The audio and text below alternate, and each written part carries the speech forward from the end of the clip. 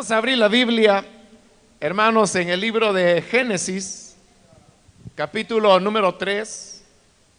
Continuamos con el estudio que estamos desarrollando en este libro, y en esta oportunidad leemos los versículos que corresponden.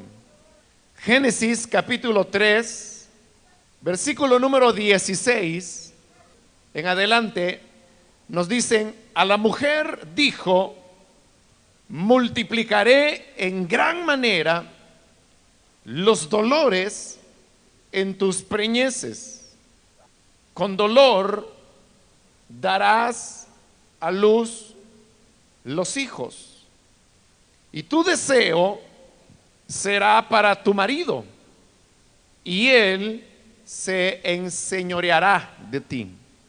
Y al hombre dijo: por cuanto obedeciste a la voz de tu mujer y comiste del árbol de que te mandé diciendo: no comerás de él, maldita será la tierra por tu causa, con dolor comerás de ella todos los días de tu vida, espinos y cardos te producirá, y comerás plantas del campo.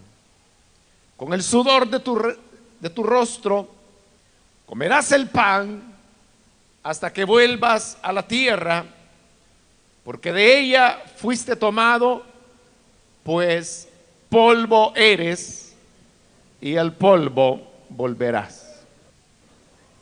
Hermanos, en la última oportunidad comenzamos a estudiar los juicios que Dios decretó a partir de la caída del hombre, cuando él y su mujer hubieron desobedecido comiendo del árbol que Dios dijo ellos no debían comer. En primer lugar, lo que Dios hizo fue pronunciar su juicio contra la serpiente, pero al mismo tiempo, hermanos, ahí se estaba abriendo una puerta de esperanza, pues en el mismo juicio que se pronunció contra la serpiente, se dio la primera promesa de un redentor que habría de venir en el futuro, cuando él dijo: pondré enemistad entre tu simiente, refiriéndose a la simiente de la serpiente, y la simiente de ella, es decir, de la mujer. Esta, es decir, la simiente de la mujer, te herirá la cabeza y tú le herirás el calcañar. Explicamos que eso era ya una profecía de la venida de el Mesías, y era como un primer anuncio del evangelio, porque recuerde que evangelio significa una buena nueva, y Dios ahí de lo que estaba hablando era de una buena noticia, y es que un día nacería de la mujer un hijo que terminaría por derrotar a la serpiente, y eso se expresaba por el hecho que la heriría en la cabeza, y la herida en la cabeza pues era una herida de muerte. De manera que junto con el juicio se anunciaba en el futuro la venida de un Salvador. Pero ahora quedaba pendiente todavía el juicio que Dios tenía que pronunciar contra la mujer, que es la que había tenido la iniciativa al comer del árbol prohibido, y luego con el hombre, como el Señor le dice: por cuanto obedeciste a la voz de tu mujer. El hombre había preferido obedecer a la mujer que Dios le había dado por compañera que obedecer a Dios mismo. Y la obediencia a Dios debe estar por sobre cualquier relación que nosotros podamos tener humanamente. Por ello es que el Señor Jesús dijo que aquel que ame más a su padre, a su madre, hijos, hijas, hermanos, hermanas, más que a mí, dijo, no es digno de mí. El primer y gran amor del ser humano debe ser hacia Dios. Y la obediencia a Dios debe estar por sobre cualquier oído que podamos dar a personas que están cerca de nosotros, por muy estrecha que sea la relación, como lo era en el caso de Adán y Eva, que eran esposos, eran una sola carne.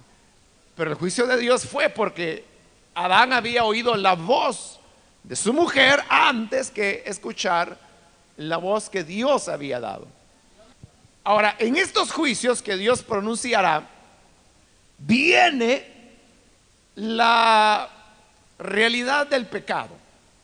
Y es que, como lo adelantábamos en la última ocasión, el pecado siempre traerá consecuencias. La palabra del Señor dice que todo lo que el hombre siembra lo cosecha. Y esa es una ley espiritual que no puede ser negada. Siempre obrará, siempre ejecutará lo que Dios ha dicho. De tal manera que nosotros debemos estar conscientes de eso. Y es que cada vez que accedamos al pecado, tendremos que pagar las consecuencias del mismo. Hay personas que ceden al pecado, ceden a la tentación, pero luego cuando el pecado pasa la factura, no quieren pagarlo. Y entonces dicen, no, yo no fui, yo lo hice, pero no lo quería hacer. Lo que sucede es que la otra persona tiene la culpa y se trata de implicar a otras personas en algo que es simplemente una desobediencia que la persona ha tenido. El pecado no es un juego. El pecado es algo tan real y tan doloroso que, como lo vamos a ver ahora, implacablemente las consecuencias vendrán cada vez que nosotros desobedezcamos a Dios. Dios, cuando pronunció el mandamiento moral y les dijo que no debían comer del árbol del conocimiento del bien y del mal, porque les dijo, el día que de él comiereis, morirás. Se ha dicho que esa fue la primera, o es más bien, es la primera profecía de la Biblia. Porque Dios les estaba profetizando lo que iba a ocurrir cuando, o lo que ocurriría si ellos desobedecían. Y digo, si comen del árbol que he dicho que no coman, morirán. Y eso era una profecía. Fue la primera profecía de la Biblia y fue también la primera profecía en cumplirse. La segunda profecía es esta que he mencionado anteriormente acerca de un Salvador que vendría. Pero lastimosamente la primera profecía es que el pecado cobraría las consecuencias que vienen como resultado de haberlo hecho. Yo no sé si Adán y Eva estaban conscientes que la palabra de Dios se cumpliría. No sé si ellos pensaban, a lo mejor Dios hace una excepción. Por lo menos Adán pudo haber pensado eso. Eva no, porque dice la Biblia que ella fue engañada. Ella le creyó a la serpiente. Ella estaba segura que al comer del fruto prohibido ellos serían como dioses. Ella creyó a la mentira. Pero Adán no, dice Pablo cuando escribe su primera carta a Timoteo capítulo 2, dice que Adán no fue engañado. Y por la misma razón Adán estaba consciente que él estaba desobedeciendo, pero el punto es, ¿sabría él que Dios dejaría sin efecto sus advertencias. Quizás Dios sería bueno y no haría lo que había dicho que iba a hacer. Si acaso ese fue el pensamiento de Adán, ahora él tiene que despertar a la realidad que es cierto que Dios es amor, que Dios es misericordioso, que Dios es lleno de bondad, pero también es justo. Y como él mismo lo dice, él no puede pasar por inocente al culpable. Y era necesario que él castigase el pecado que el hombre había cometido. Y por ello le dice en primer lugar a la mujer, en el versículo 16, multiplicaré en gran manera los dolores en tus preñeces. Aquí Dios está diciendo dos cosas que le ocurrirían a la mujer. Una es con respecto a la maternidad y la otra es con respecto a su relación con su esposo, su vida de hogar. En relación a la maternidad, Dios le dice que lo que él haría era multiplicar los dolores en sus preñeces. Quiero decirle que en el original hebreo lo que realmente dice es: multiplicaré tus dolores y tus preñeces. No obstante, no todas las Biblias traducen de esa manera. Hay Biblias que sí dice: multiplicaré tus dolores y tus preñeces. En cambio, la Reina Valera, no sé por qué razón, no lo traduce de esa manera, sino que lo pone como un solo pensamiento: multiplicaré los dolores en tus preñeces. Pero yéndonos a lo que dice el original en hebreo, que dice: multiplicaré tus dolores y tus preñeces, vemos que los cambios en cuanto a la maternidad no solamente eran en el sentido que ahora la mujer durante su preñez, es decir, durante su periodo de embarazo, habría de afrontar ciertas incomodidades que no era el plan que originalmente Dios tenía para la mujer.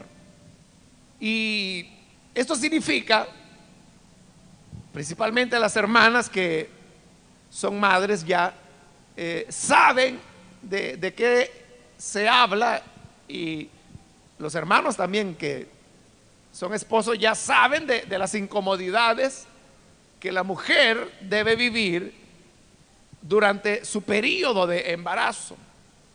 Claro, no todos los casos son iguales. Hay elementos como la salud, la edad, que pueden hacer que el embarazo sea más o menos llevadero.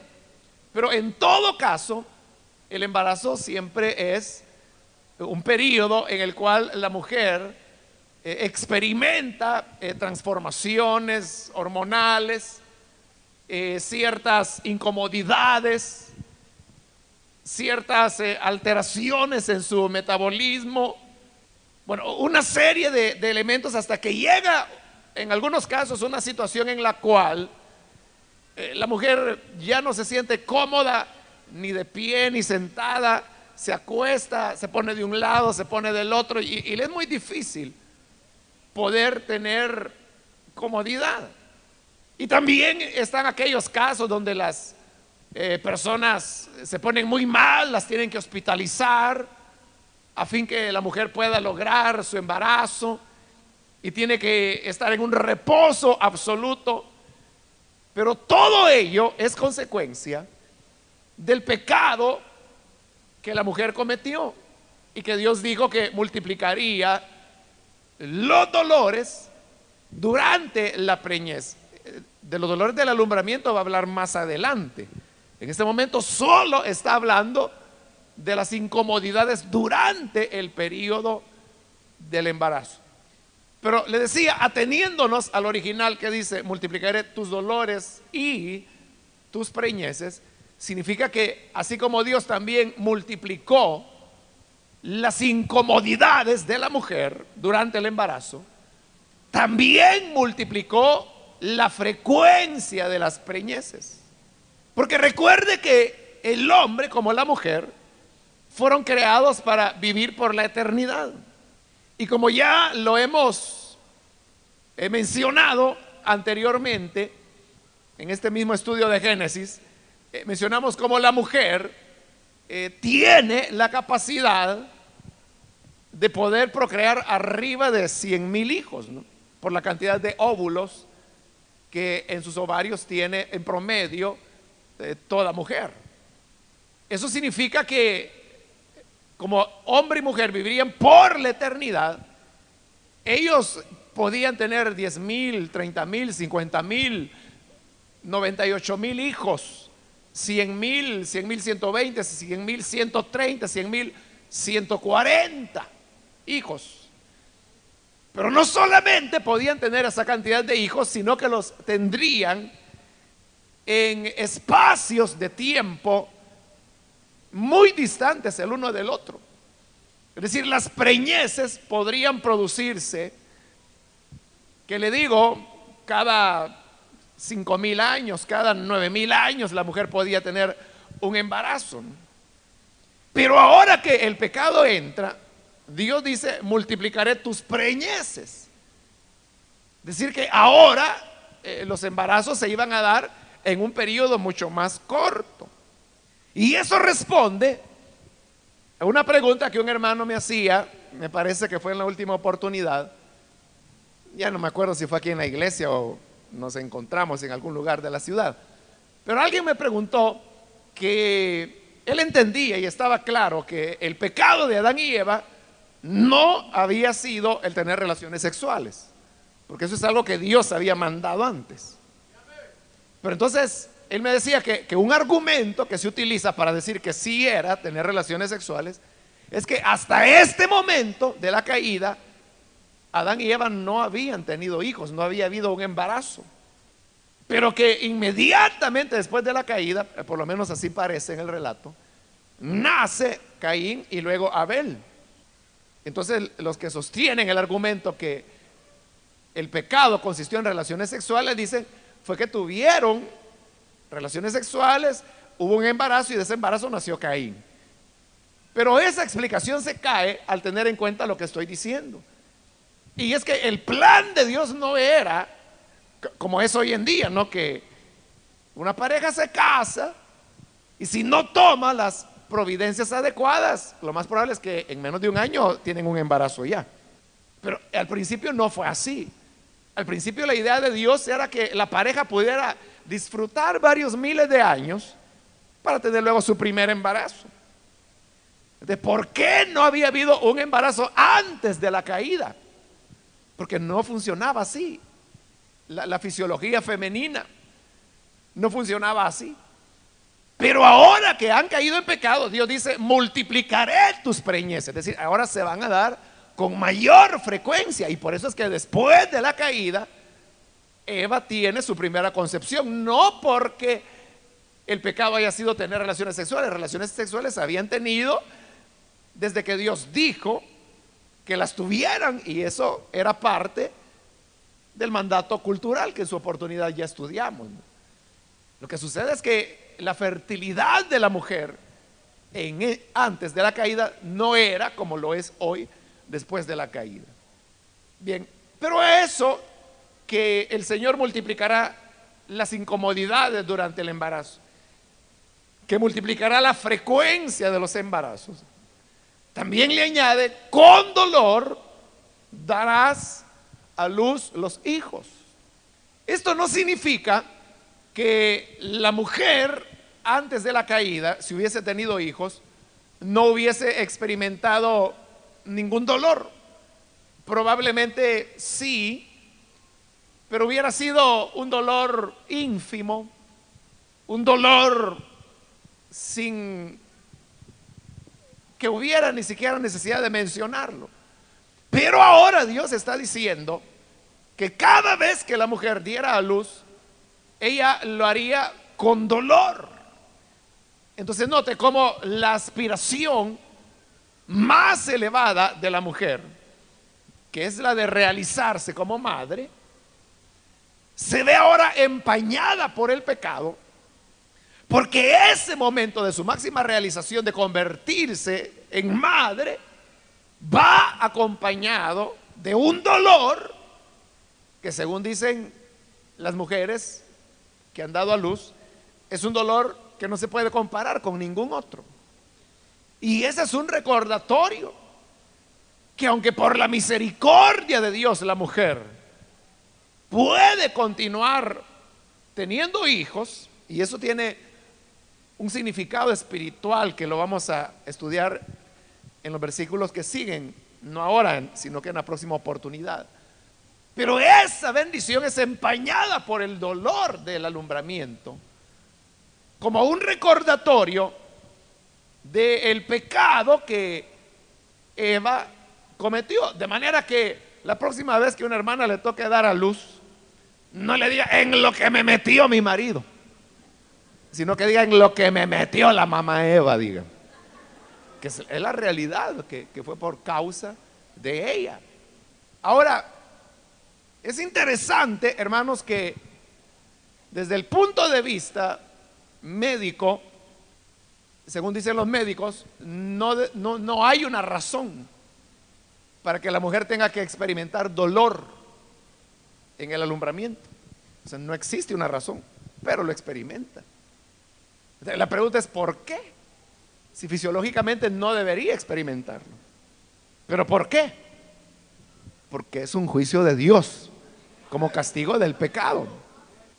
En eso de que no hay una base fisiológica para el dolor, es que se basan esas técnicas a las cuales le llaman parto sin dolor, del cual tal vez ha escuchado mencionar en alguna oportunidad, que realmente no es que sea sin dolor, sino que más bien hace más manejable el momento del alumbramiento, pero se basa precisamente en el hecho que clínicamente no existe una razón para que la mujer tenga que experimentar dolor. Entonces, el dolor no es por causa de que algo esté mal con el cuerpo de la mujer, no es porque algo esté marchando mal con la fisiología o la anatomía femenina, sino que es sencillamente por el juicio de Dios.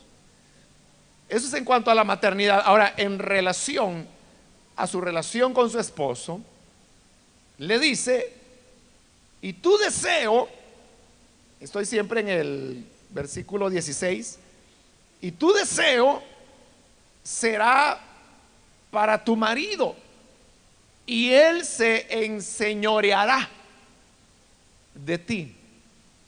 Ahora la relación entre la mujer y el hombre iba a cambiar por causa del pecado. Y es que el hombre se convertiría en el motivo del deseo de la mujer. La Reina Valera traduce: y tu deseo será para tu marido. Otras versiones lo traducen: y desearás a tu marido. Pero la idea del griego, perdón, del hebreo es más fuerte. Y por eso es que algunas versiones lo traducen, a mi criterio, de mejor manera, cuando dice: ansiarás tu marido. Incluso estaba leyendo por ahí que hay una traducción de la Biblia al inglés, no de las populares, sino que una traducción de esas semidesconocidas, Sembrador, me parece que se llama la versión, pero ahí dice: desearás con urgencia, dice, a tu marido. Pero esa es la idea que dice en el hebreo, que es un deseo, o como lo dicen algunas traducciones al español, es una ansia por el marido. Y precisamente porque existe esa ansia, es que dice el Señor: y él, o sea, el hombre, se enseñoreará de ti. O sea, él te controlará, él tomará dominio de ti. Es parte de el ser de la mujer el hecho de depender de su esposo, aun cuando no le vaya muy bien. Tal vez hay jóvenes que saben que hay una hermana, que el esposo no la trata muy bien, y entonces dice: yo que ella lo dejara. Pero la hermana que está en la situación no lo deja. Y la cuestión es que cuando esta joven un día llegue a casarse y su deseo sea su marido, cuando ella ansia a su marido, entonces verá que la cosa no es tan fácil. Y a eso se debe que exista, por ejemplo, el síndrome de dependencia de la mujer que es maltratada físicamente en el hogar. ¿Por qué la mujer que es maltratada en el hogar está encerrada en un ciclo en donde recibe maltrato, se aleja del esposo a causa del maltrato, pero habiéndose alejado le hace falta, vuelve con él la recibe dulcemente, pero al paso del tiempo vuelve a maltratarla?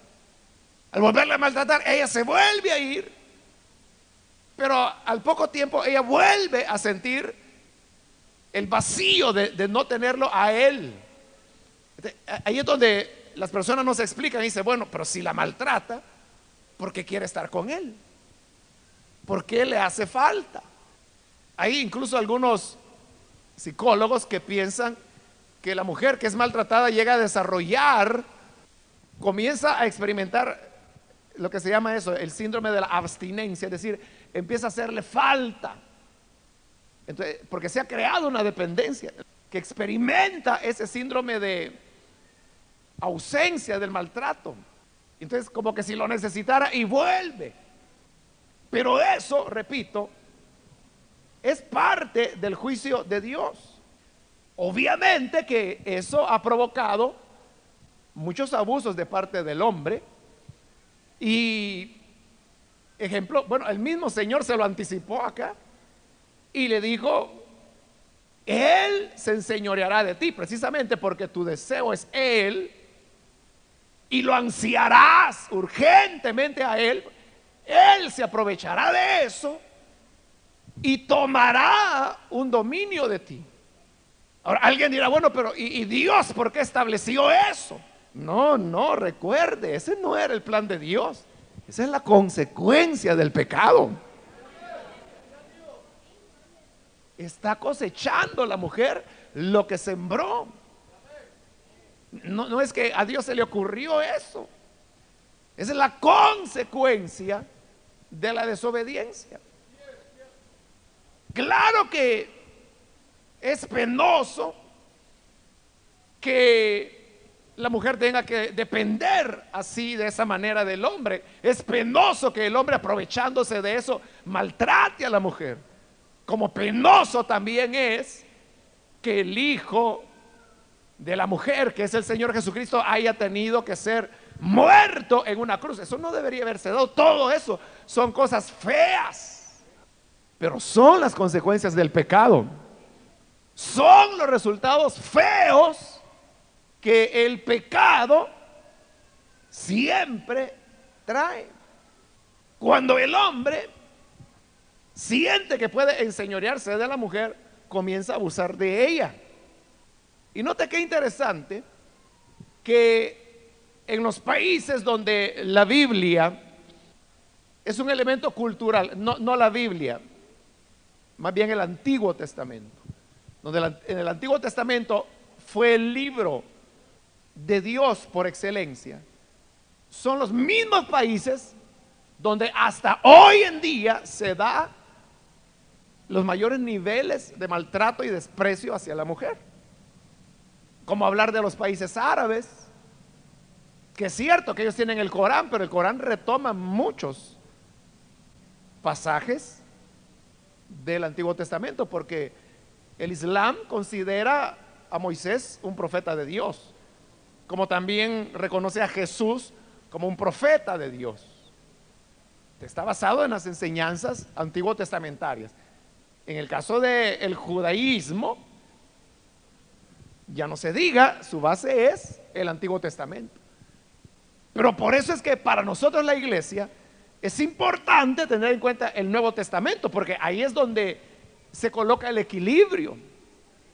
Porque si bien es cierto que como consecuencia del pecado el hombre se enseñorea de la mujer, también es verdad que en el Nuevo Testamento Pablo dice: maridos, amad a vuestras mujeres. Y le dice esto: el que ama a su mujer, a sí mismo se ama. En otras palabras, el que maltrata a su mujer se está maltratando a sí mismo. El que le hace daño a su mujer se está haciendo daño a sí mismo. El que cuida a su mujer se está cuidando él mismo. El que sustenta a su mujer se está sustentando él mismo. Es decir, ahí se cumple aquello de que lo que hacemos a nuestro prójimo es como la regla de oro, ¿no? Que lo que queremos que los hombres hagan con nosotros, nosotros debemos hacer con ellos. Pero ahí es lo que el hombre haga con su mujer, se lo está haciendo a sí mismo, porque ella es su cuerpo. Entonces, no obstante esa realidad, el maltrato se produce, pero no porque alguien diga: es que Dios dijo que tienes que estar sujeta a mí. Un momento, Dios no dice: maridos, sujeten a sus mujeres. La Biblia no dice eso. La Biblia dice: maridos, amad a vuestras mujeres. La responsabilidad del hombre es amar a su mujer. Y claro, la responsabilidad de la mujer es sujetarse a su marido, pero es ella, voluntariamente, de su iniciativa y en obediencia a Dios, que se sujeta a su marido, no porque él está diciendo: sujétate, sujétate, desobediente, te voy a dar con el cincho, te voy a golpear porque no te sujetas, como dice la Biblia. Pero en ningún lugar la Biblia dice: maridos, sometan a sus mujeres. Nunca lo dice. Solo dice: maridos, amen a sus mujeres. Si es que no me obedece, ámala. Es que no se me sujeta, ámala. Por la buena no entiende, tú ámala. Pero ella no está cumpliendo su parte. Bueno, cumple tú la tuya. Y tu parte es amarla.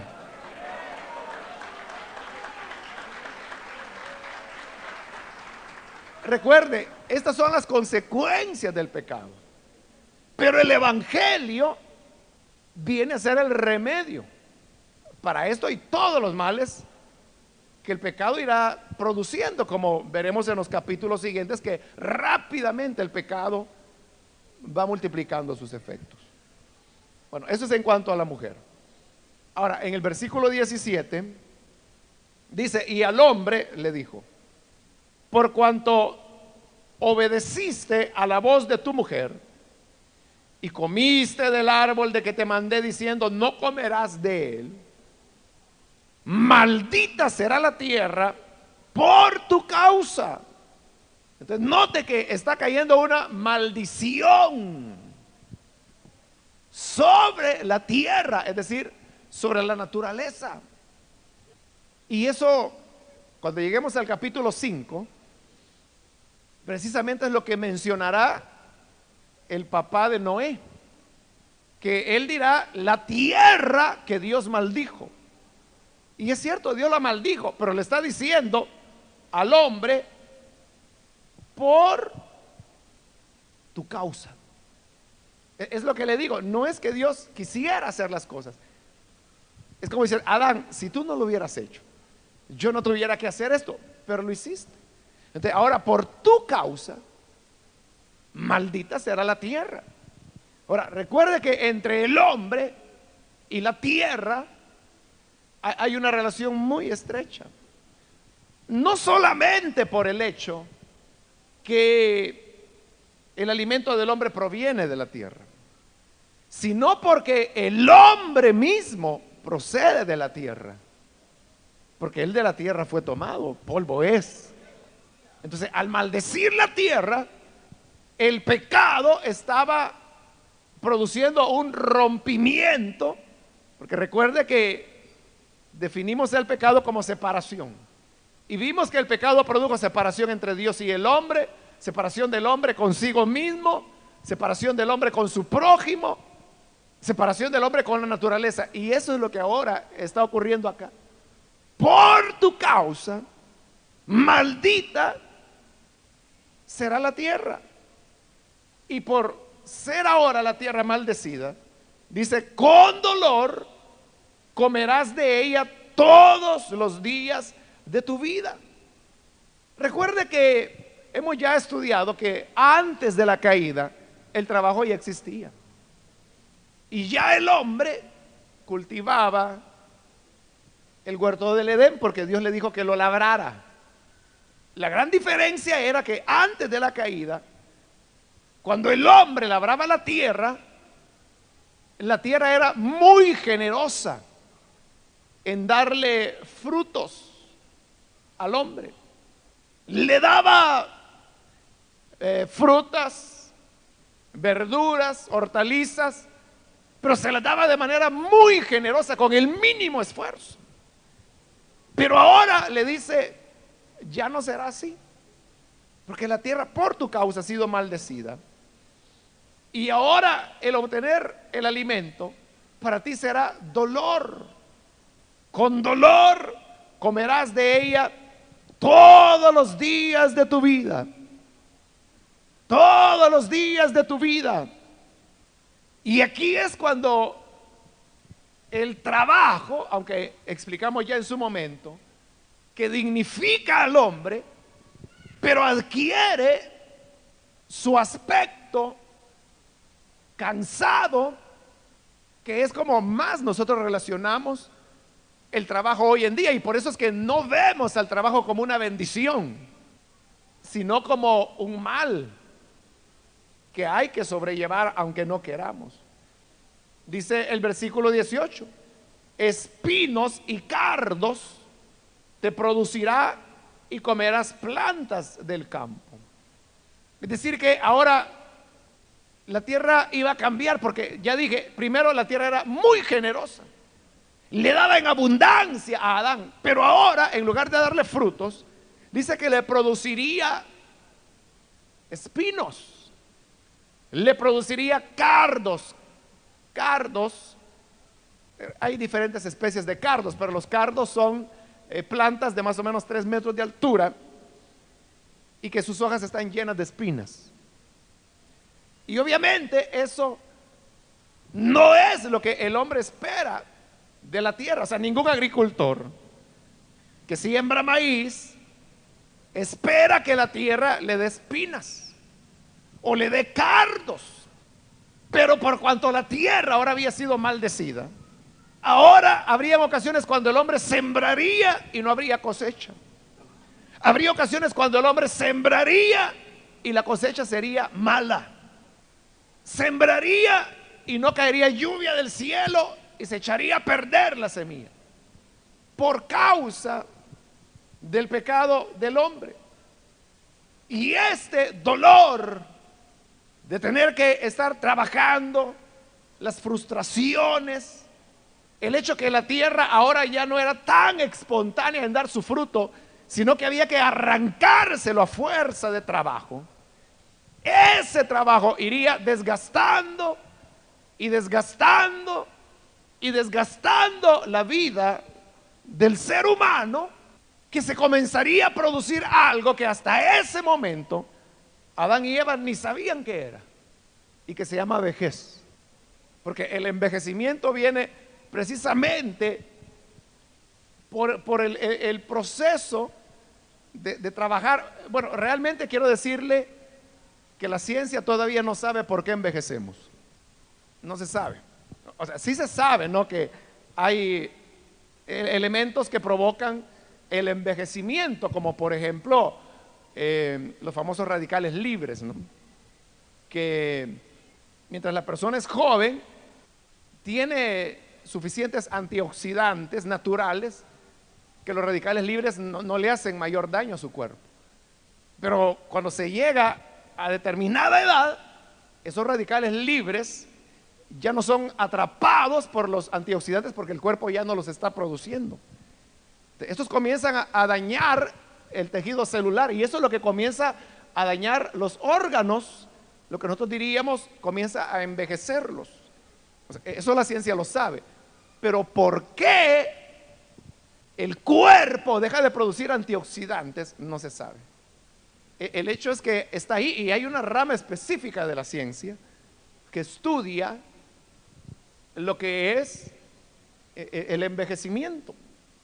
Y no se ha hallado, no se sabe hasta hoy por qué los seres humanos envejecemos, pero Dios lo había dicho ya. Versículo 19: con el sudor de tu rostro comerás el pan, es decir, hoy te va a costar, hoy te va a quitar fuerzas la tierra, hasta que vuelvas a la tierra, porque de ella fuiste tomado, pues polvo eres y al polvo volverás. Ahí se hizo pedazos la fantasía de la serpiente. Seréis como dioses si coméis del árbol del conocimiento del bien y del mal, dijo la serpiente. Y comieron. Y ahora Dios les dice: no sois dioses, eres polvo y al polvo volverás. Es decir, la muerte sería el final de las cosas. Pero fíjese, la muerte no vista como un alivio, porque como habla que con dolor trabajarás la tierra todos los días de tu vida, con el sudor de tu rostro comerás. Recuerde que no es solo el trabajo agrícola el que le quita la vida al hombre, porque explicamos cuando hablamos del mandamiento cultural, y lo vamos a ver en la medida que avanzamos o avancemos en el estudio de Génesis, cómo las actividades del hombre se van especializando. Lo vamos a ver en los mismos hijos de Adán y Eva, Caín y Abel, que uno se dedica a la agricultura y el otro se dedica a la ganadería. Pero más adelante veremos que hay quienes se dedican a trabajar el hierro, el bronce, el cobre, perdón. Y hay otros que incluso se dedican a actividades creativas, como por ejemplo los que deciden ser músicos. Y esa era su labor, pero eso era trabajo.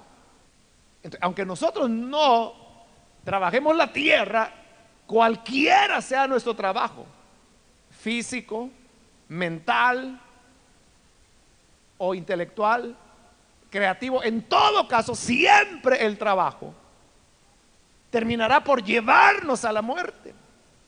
Pero repito, la muerte vista no como un alivio, sino que vista como la consumación del juicio por causa del pecado. Claro que el ancianito que ya tiene arriba de 90 años y que ahora le duele todo en el cuerpo, ¿no? Que ya casi no duerme, no le siente sabor a las comidas, dice: ay no, dice, yo ya mejor me quiero morir, ya quiero descansar, dice. Entonces ve la muerte como un descanso. Pero la muerte nunca ha sido presentada como un descanso, sino que como un castigo de Dios. Descanso es el que la gracia de Cristo nos ofrece.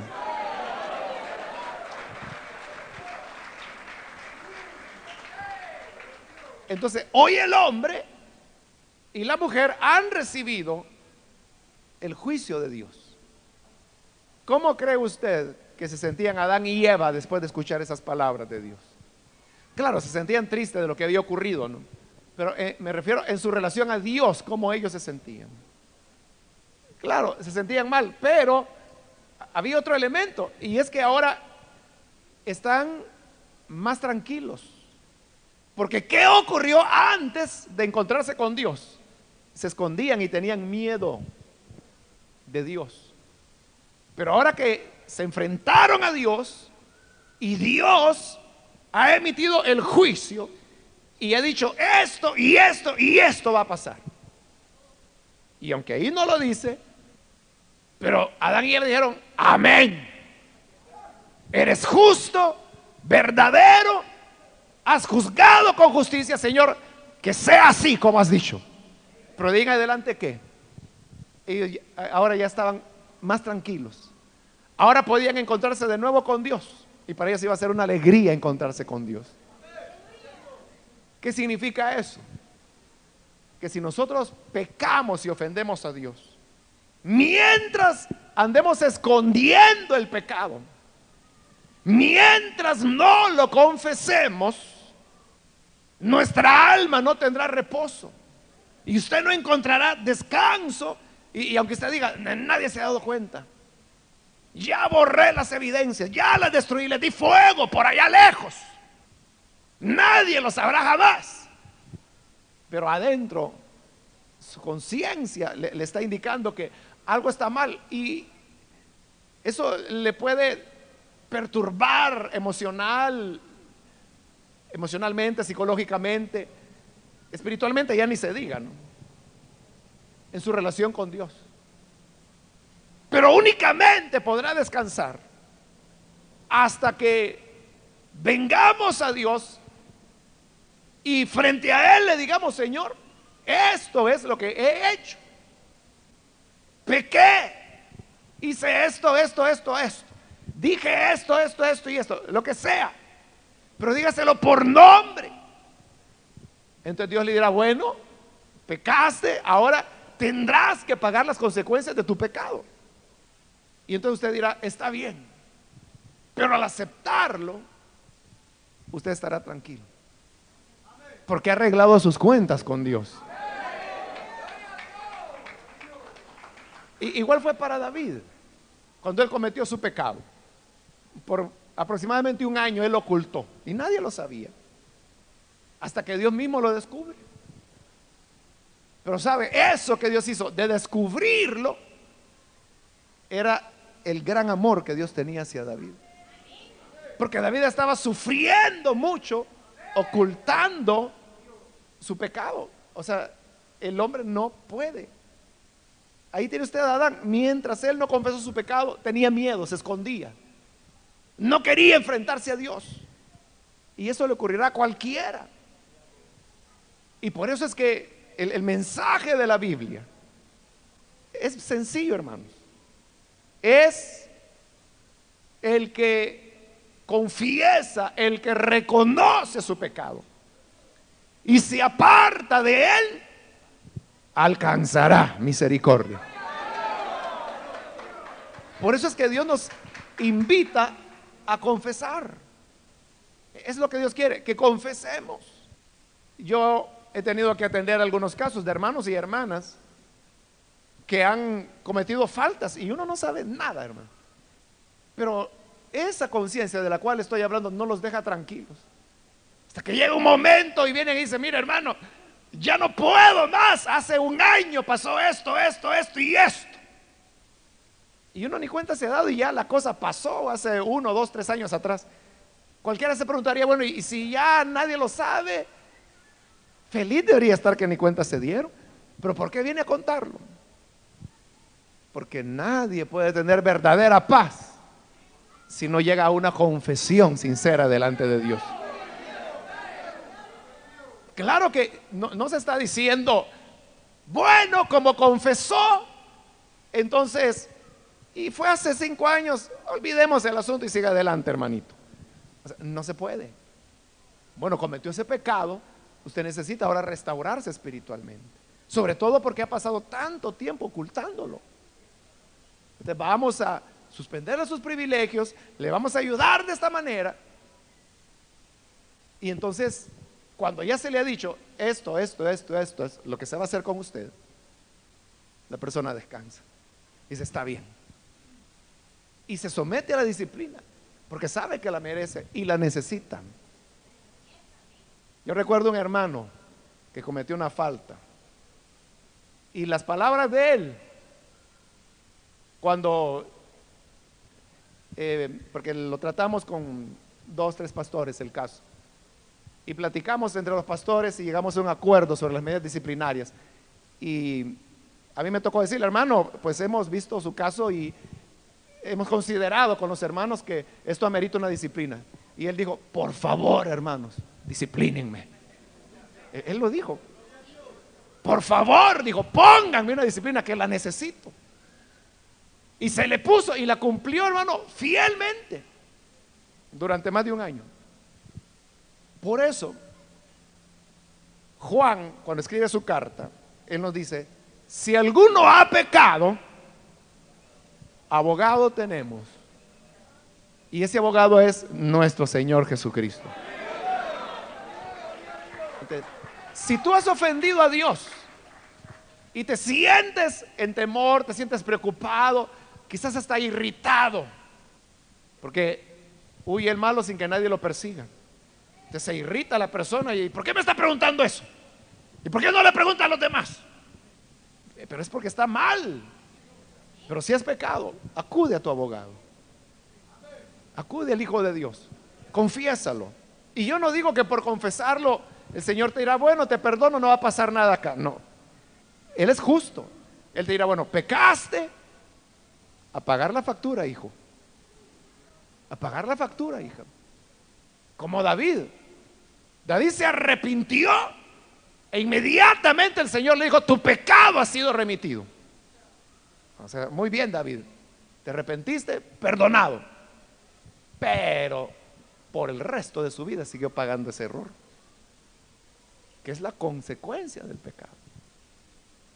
O sea, no solo fue el hecho que muriera el niño ese producto del adulterio, sino que todo lo que vino a continuación, lo que Dios le dijo a David: mira, David, yo había pensado engrandecerte todavía más, pero ahora ya no lo voy a hacer, porque pecaste contra mí de esta manera. ¿Hasta dónde hubiera podido llegar David? Hermano, hubiera sido un reino mucho más grande que el del Salomón. Pero ¿qué pudiera haber hecho Dios con David? No lo sabemos. Lo que sí sabemos es que Dios dijo: ya no lo hago. Lo que había planeado hacer contigo, ya no lo hago, se acabó. Doloroso, doloroso. Pero David ahí se sintió más tranquilo, en paz. Pero aquella gente que cuando se le dice: bueno, entonces va a quedar suspendido su privilegio, entonces me voy de la iglesia que por allá me están pidiendo que vaya. Ay, nos vemos, y se van por allá. Ese pobre hermano, esa pobre hermana, pobres de veras, pobres de veras, porque aquel no le está haciendo un favor, no le está haciendo un favor, lo está terminando de destruir. Pero vengamos con sinceridad ante Dios, confesemos nuestro pecado. Con negar, con ocultar, solo lograremos destruirnos. Pero abramos nuestro corazón a Dios y en sinceridad podremos tener esa paz. Claro, ustedes lo dijeron, Adán y Eva se sentían mal, tristes, apenados con Dios, pero ahora tranquilos, porque Dios había dictado juicio. No era agradable, sino que le cuenten las hermanas cuando dan a luz, que lo cuente el hombre cuando vamos envejeciendo, cuando ya le tiemblan las manos, cuando comienzan a perderse las muelas, a arrugarse la cara, cuando la columna empieza a encorvarse, y ahí vamos. Luego viene arrastrando los pies ya, hasta que llegará un momento de la muerte. Y la muerte, repito, no como un alivio, pero aunque así fueran las cosas, Señor, gracias, porque el mismo hecho que pronuncias un juicio es prueba que tú sigues un trato con nosotros.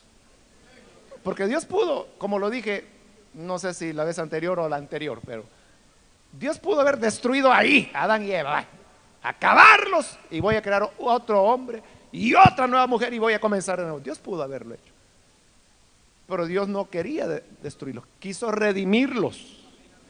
Y por eso el juicio era sinónimo de redención futura.